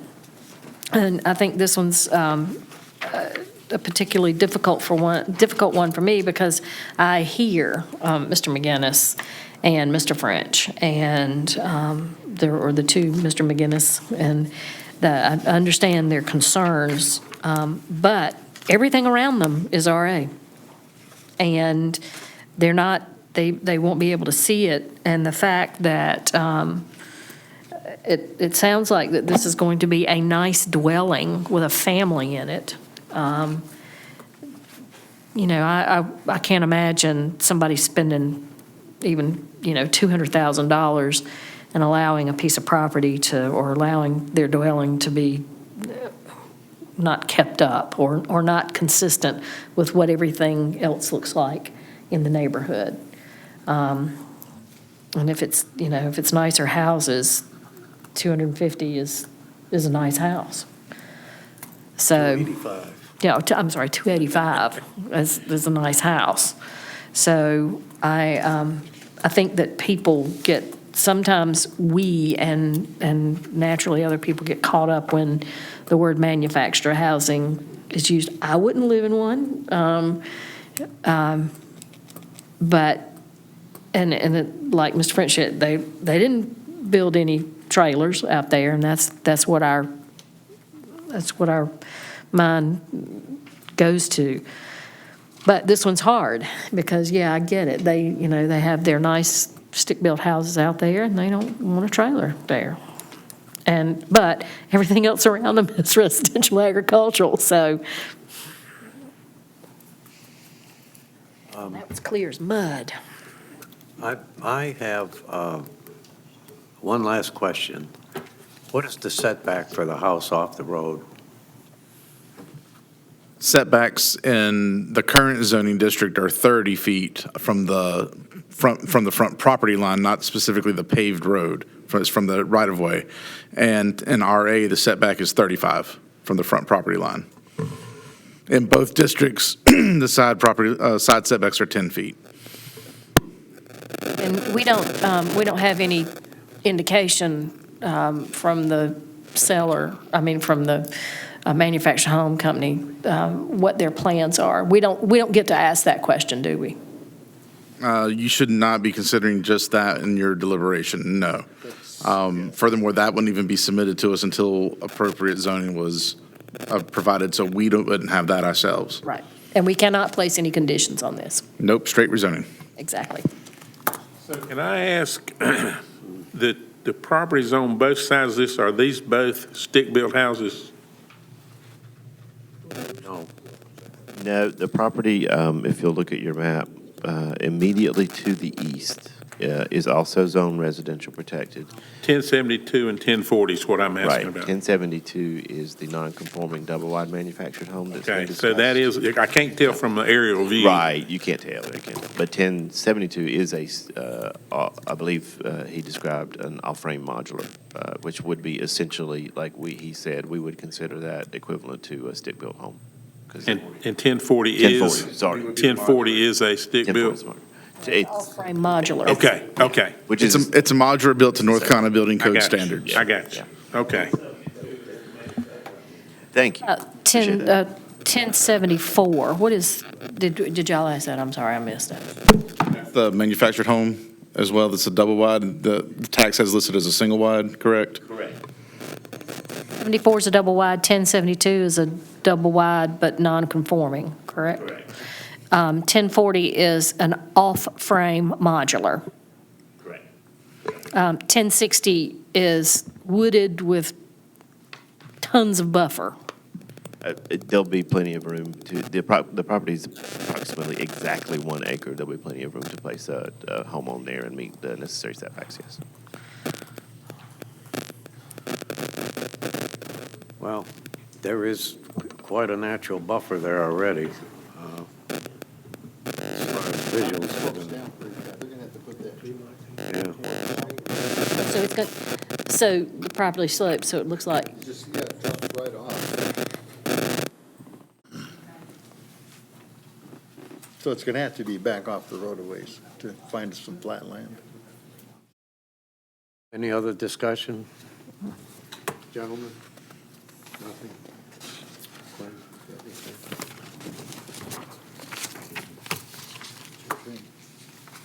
Then I guess we're ready for a motion.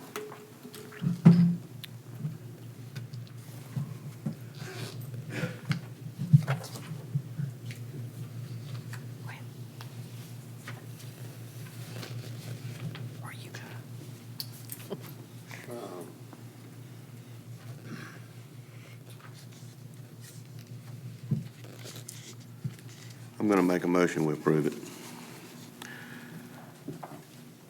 The specified parcel to the requested zoning district based upon the consistency and reasonableness and determination statements that are included in the board agenda packet, submitted during the rezoning presentation as may be amended, incorporated into the motion to be included in the minutes. A motion has been made and seconded to approve the request for rezoning for case number 2024-05. All those in favor, please signify by raising your right hand. All those opposed? Vote is 5-2 to make a recommendation to the county commissioners that the rezoning request be approved. Thank you, everyone, for coming.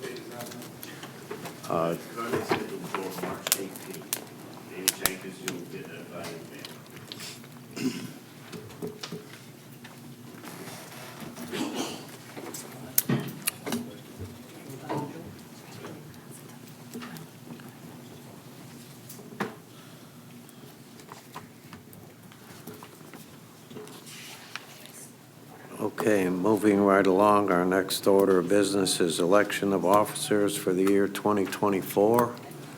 I am willing to carry on as chairman for another term if you so wish.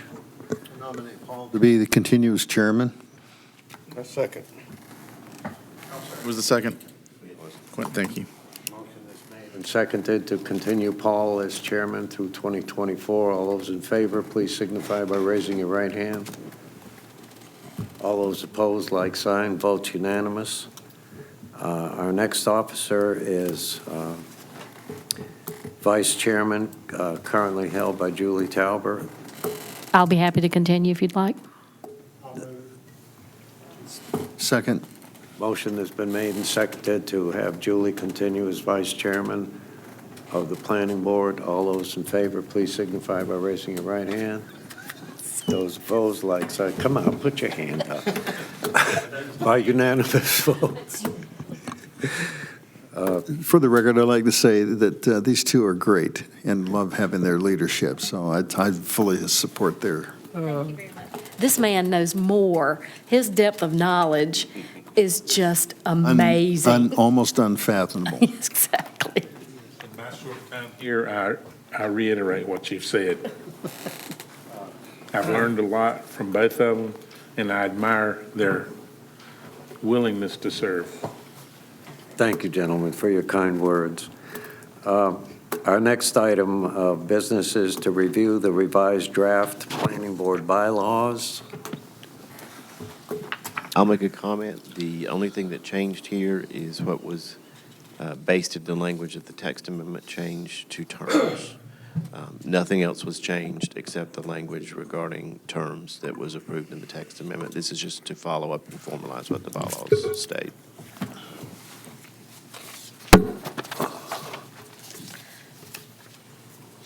And Lynn, that's on where, gosh, I just read it.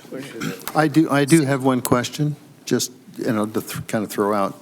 So in all of the adjudication we do, it's majority, but when we vote to change the agenda, it requires a supermajority.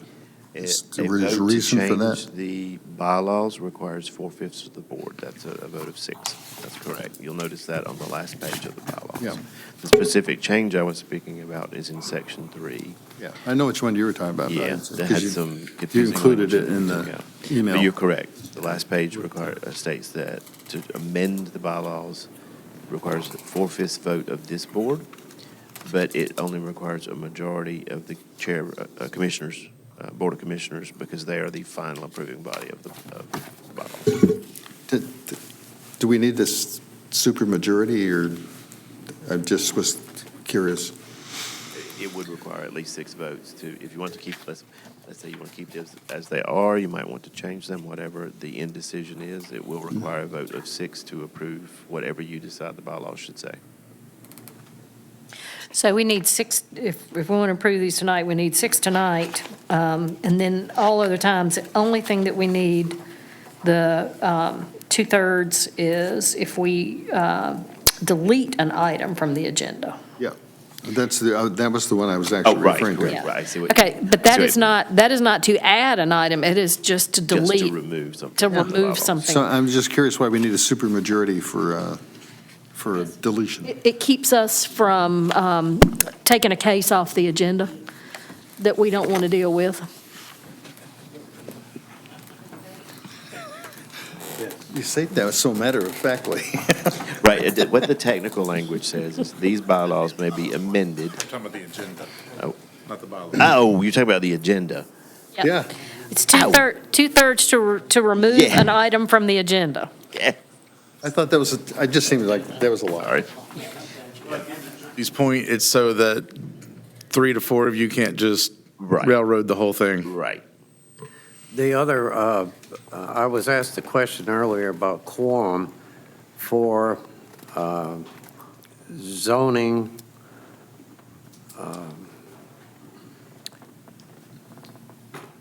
For Board of Adjustments and for zoning. no, for zoning, the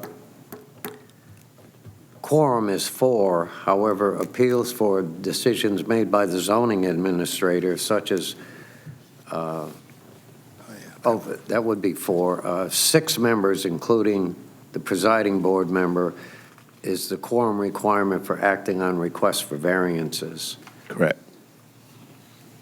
and protected watershed overlay districts, and we've never had one of those cases. We don't get variances often. No, we haven't seen a been a while. variance It's in been a really long time. 8 or 9 months, Yeah. anyway. Yep. I drafted a lot of this, so I'm good with it.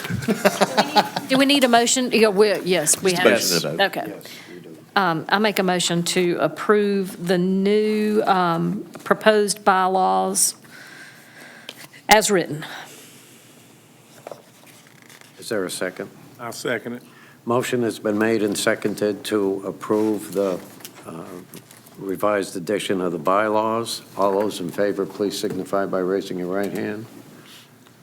All those opposed, like sign. There's no opposition, so by unanimous vote, we'll send this to the county commissioners for their approval. Lynn, I've signed a copy of these for you to give to Charlie Hall. Okay, I'll pick all those up. Did they, we don't just get to accept these, Yeah, the Board of Commissioners define y'all through not just the UDO, but through these bylaws. They enable us. They have to approve Got what it. changes you want to make if you do make them. So even if you were the final say on these, you're not the final say. got it. So, We're the next to final say. pretty much. Unless it's quasi judicial, that's always going to be your role. Got it. Okay. Our final item on the agenda is approval of the board order for Chad Meyer's appeal, and you should have a copy of that.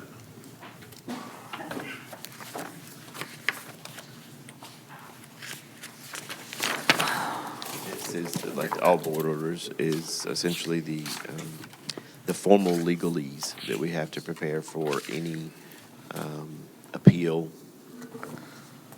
or other action of the actual Board of Adjustment. A variance would also require this. A special use permit would not, because, well, we still do it, but it wouldn't necessarily be required. I'm not going to do all that. You have to do findings of facts Why for do I those. not have Right. that? We do have to do findings of facts for those. But if you see something in here that seems odd or needs to be changed or anything, let us know. If not, it's up to you guys. Is that's all of this testimony and stuff, right, in the minutes? The findings of fact come pretty much straight from the minutes. Okay. Do you need a motion for that? Mm-hmm. I make a motion, I'm sorry, where's the language that I need to use? I make a motion to approve the board order for the appeal For Chad Myers. Second. Motion has been made and seconded to approve the board determination for the Myers appeal. All those in favor, please signify by raising your right hand. All those opposed, like sign. There's no opposition, so once again, a unanimous decision to approve the board determination letter. We're done. A motion to adjourn? So moved.